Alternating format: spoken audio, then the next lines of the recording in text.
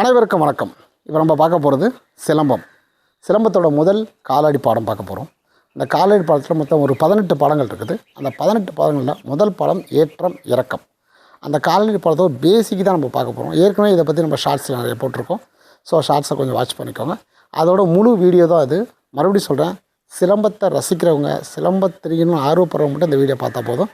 எல்லாருமே பார்க்கணும் அவசியம் கிடையாது. ஏன்னா இது பார்த்தீங்கன்னா ஒரு போரிங்காக போயிட்டுருக்கோம். உங்களுக்கு கற்றுக்கிறவங்களுக்கு ரொம்ப இன்ட்ரெஸ்டிங்காக போகும். அதனால் இந்த பாடத்தை நம்ம முதல்லேருந்து விரிவாக்கமாக பார்க்க போகிறோம். இன்ச் பை இன்ச்சாக பார்க்க போகிறோம். எல்லாமே ஒரு கால்குலேஷனை பேஸ் பண்ணி தான் நம்ம பார்க்க போகிறோம். முதல்ல நம்ம நிற்கிறது சமநிலை. இந்த காலை வி டைப்பில் நின்றுட்டு சமநிலை வணக்கம். இதுக்கப்புறம் பார்த்திங்கன்னா அடுத்தது நம்ம தயார் நிலையில் நிற்கணும். நம்ம காலடி போகிறதுக்காக தயார் நிலை. இந்த தயார் நிலை அப்படின்னா உங்கள் வலது காலை தூக்கி இந்த வயிற்றில் இடிக்கிற மாதிரி கால் போகணும்.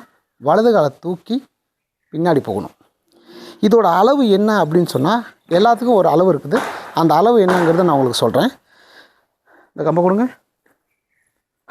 ஸோ உங்கள் காலடி பார்த்திங்கன்னா உங்களுக்கு காலடி வந்துன்னா உங்கள் இடுப்பு அளவு தான் உங்கள் காலடி வைக்கணும். அவங்கவுங்க ஹைட்டுக்கு தக்கன. ஒவ்வொருத்தவங்க கொஞ்சம் ஹைட்டு கூடுதலாக இருப்பாங்க, சின்ன குழந்தைங்க ஹைட்டு குறைவாக இருப்பாங்க. ஒரே அளவு வச்சு நம்ம கெஸ் பண்ண முடியாது. ஸோ அவங்க கம்போட இடுப்பு அளவு அளந்துக்கோங்க. இதுதான் உங்கள் இடுப்பு அளவு. உதாரணத்துக்கு பார்த்திங்கன்னா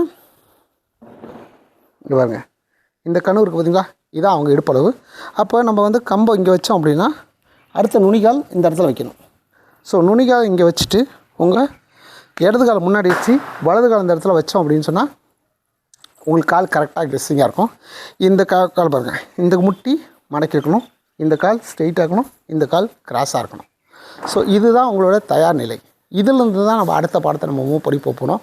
முதல்ல இதை நல்லா நம்ம ப்ராக்டிஸ் பண்ணிக்கிறோம். பாருங்கள், 1 2 1 2 1 2 ஒரே மாதிரியாக இருக்கணும்.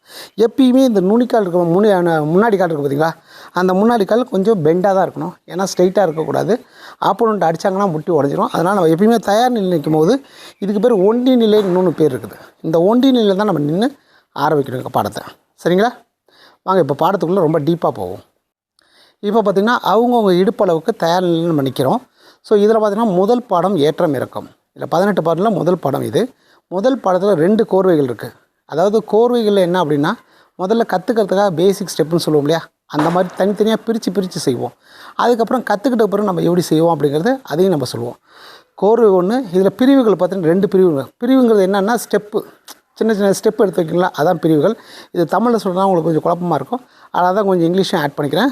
ஸ்டெப்பு பேசிக்காக நம்ம என்ன பண்ணுவோம்னா கோர்வை 1ல் பிரிவு 1. பிரிவு 1ன்னு என்னென்னா முன்னாடி இருக்க இடது காலை இடது பக்கமாக திருப்புங்க. அதுக்கப்புறம் வலது காலை உங்கள் இடுப்பளவுக்கு தூக்கி முன்னாடி வைக்கணும். தூக்கி வைங்க. எஸ். இந்த முட்டி மடங்கியிருக்கா, இந்த கால் ஸ்ட்ரெயிட்டாக்கா, இந்த கால் கிராஸாக இருக்கணும். இப்போ என்ன பண்ணணும், வலது காலை வலது பக்கமாக திருப்பணும்.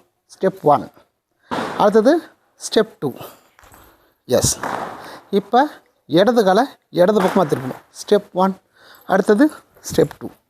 அவ்வளோதான். இப்போ என்ன பண்ணுறோம், ஏற்றம் முடிஞ்சிச்சு. அடுத்து இறக்கம் எடுக்கிறோம். அதே அளவுக்கு தான் இறக்கமும் எடுக்கணும். இப்போ பாருங்கள், ஸ்டெப் 1 ஸ்டெப் 2.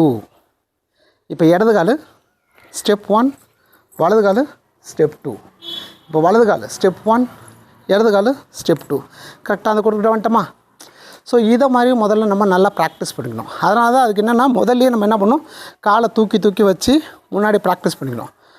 1 2 1 2 இதெல்லாம் சரியாக வருதான்னு பார்த்துக்கணும். அதுக்கப்புறம் தான் இந்த ஸ்டெப் 1 ஸ்டெப் 1 நீங்கள் ஆரம்பிக்கணும்.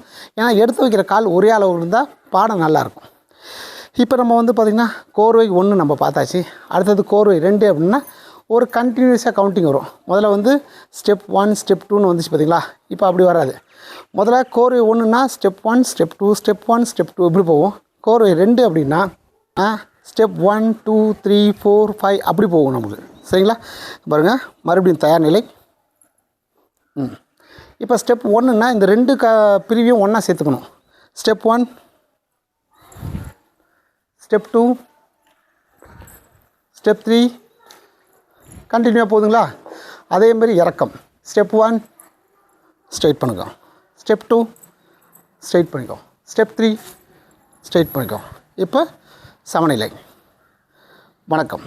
இதுதான் வந்து உங்களுக்கு வந்து ஏற்றம் இருக்கும் முதல் பாடத்தோட கோர்வை 1 கோர்வை 2 இந்த 2 பாடம் செஞ்சோம்னா இதை ஒட்டி தான் அடுத்த பாடம் அரைக்கிருக்கி 2வது பாடம் இருக்குது. அந்த 2வது பாடம் எப்படி இருக்குன்னு பார்ப்போம்.